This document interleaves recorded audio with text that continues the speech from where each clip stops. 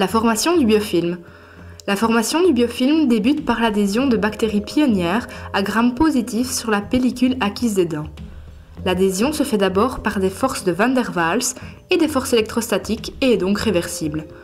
Lorsque les bactéries se lieront, grâce à leurs adhésines, à des motifs protéiques spécifiques, des liaisons covalentes, ioniques et hydrogènes se mettront en place.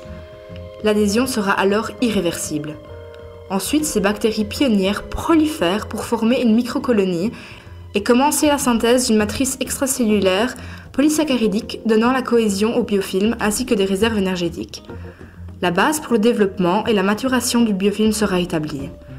Des colonisateurs secondaires, principalement à Gram négatif, pourront alors s'installer dans le biofilm par l'adhésion d'autres bactéries. C'est la coagrégation. Le biofilm continue alors à proliférer et à maturer.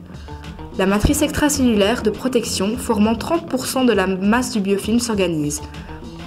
Des canaux aqueux forment un réseau de diffusion des nutriments et d'excrétion des déchets.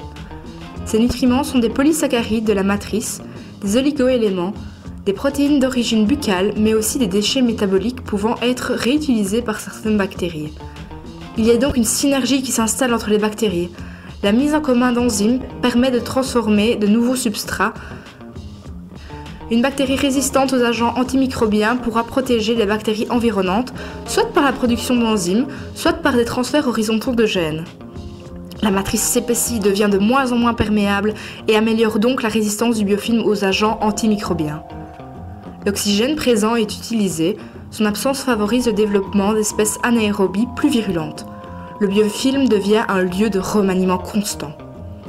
L'étape finale de maturation est la mise en place du quorum sensing.